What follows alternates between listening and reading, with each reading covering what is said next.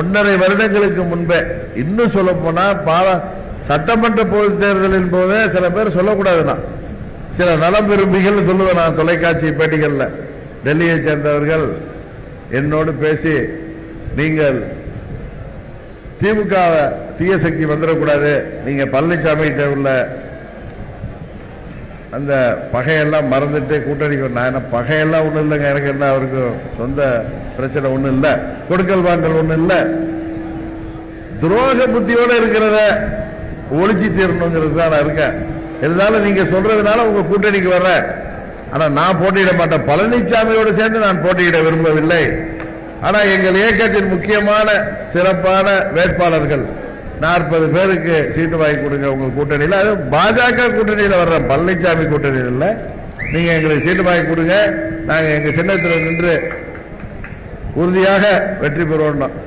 ஆனா நல்ல வேலையா அந்த கூட்டணி அமையல. ஏன்னா டெல்லியை சேர்ந்தவர்கள் கேட்டதால், இந்தியாவை ஆள்கின்றவர்கள், ஒரு தொலைநோக்கு பார்வை உள்ளவர்கள், நீங்க நினைப்பீங்க நம்ம பக்கத்துல வேணா பிஜேபி அதுல உள்ளவங்க எல்லாம் இப்ப சேர்ந்திருக்கலாம், அவங்க எல்லாம் நம்ம RSS எல்லாம் 30 வருடம், 2004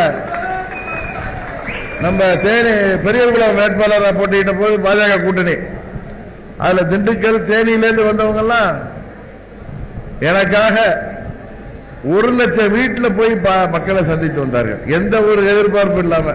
எப்படி முன்னெல்லாம், இப்ப இல்ல, முன்னெல்லாம் கம்யூனிஸ்ட் ஒர்க் பண்ணுவாங்களே, இப்பதான் எல்லாம் வாங்கிட்டு அமைதி ஆயிடுறாங்க, அதே மாதிரி ஒர்க் பண்றாங்க.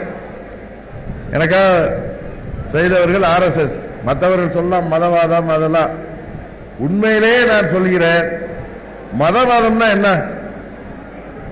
மத சார்பின்மைன்னா என்ன, எந்த மதத்திற்கும் ஆதரவு இல்லை, எந்த மதத்தை நாம் தீவிரமாக ஆதரிக்க போவதில்லை, எந்த மதத்தையும் தீவிரமாக எதிர்க்க போவதில்லை.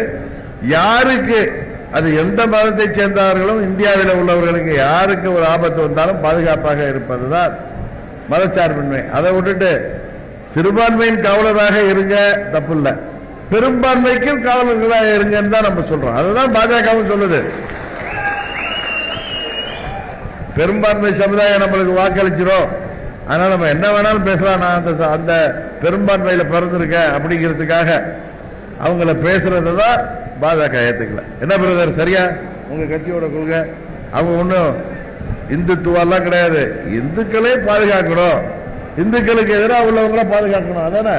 மற்றபடி இதெல்லாம் யாரு, நம்ம ஊருக்காரு தானே. ராஜபாண்டி என்ன அமெரிக்கால இருந்து வந்திருக்காரா? இவர் யாரு, நம்ம பாண்டியன், நம்ம ஊரு, நம்ம சொந்த பந்தம் தானே எல்லாம். அவங்க என்ன வேற கொள்கையா? நாம் யாருக்கும் எதிரி இல்லை, பெரும்பான்மை சிறுபான்மை எல்லாருக்கும் பொதுவானவர்கள் என்கிறது தான் வாஜ்பாய் அவர்கள், அத்வானி அவர்கள் கட்சி ஆரம்பித்த போதே அதுதான் உண்மை. 1000 ஆண்டுகளாக ராமர் கோயில் கட்ட வேண்டும் என்பது மக்களின் எண்ணம். உச்ச நீதிமன்றமே நீங்க தீர்ப்பு கொடுத்துட்டு, அதான உண்மை. உச்ச நீதிமன்றமே தீர்ப்புக்கு பிறகுதான் இன்னைக்கு ராமர் கோயில் கட்டப்பட்டு இருக்கு. ஆனா இதுக்காக தான் 92 அத்வானி அவர்கள் ரத யாத்திரை நடத்துறார். உடனே அது என்னமோ இந்துத்துவா அது இதுங்கிறாங்க. எல்லாம் மக்கள் நலன், இந்தியர்கள் நலன், தமிழர்கள் நலன், இதுதான் முக்கியம். அதனாலதான் சொல்றேன், அதனாலதான் 10 ஆண்டுகள் சிறப்பான ஒரு ஆட்சியை மோடி அவர்கள் இந்தியாவிற்கு வளர்ந்து கொண்டிருக்கிறார். தொடர்ந்து அவர் தான் ஜெயிக்க போறார். என்ன, அதுல எந்த மாற்றமும் இல்லை. அவங்க எய்ம் 370 கூட்டணியில சேர்த்து 400 தாண்டணும்னு. நம்மளுடைய ஆசை, தமிழ்நாட்டுக்கு பல்வேறு திட்டங்களை அவர் கொடுத்திருக்கிறார். தம்பி இந்த பக்கம் மறைக்காதீங்க, ஆளுங்களுக்கு பல்வேறு திட்டங்களை கொடுத்திருக்கிறார்கள். அதையெல்லாம் இவங்க இருட்டடிப்பு செய்யறாங்க. மோடி அவர்களுக்கு பெருமை சேர்க்கின்ற விதமாக தமிழ்நாடு மற்றும் பாண்டிச்சேரியில ஒரு மாபெரும் வெற்றியை இந்த முறை தமிழ்நாட்டு மக்கள் அவருக்கு வழங்கிட வேண்டும் என்பதுதான் நமது கூட்டணியின் முக்கிய அம்சமே.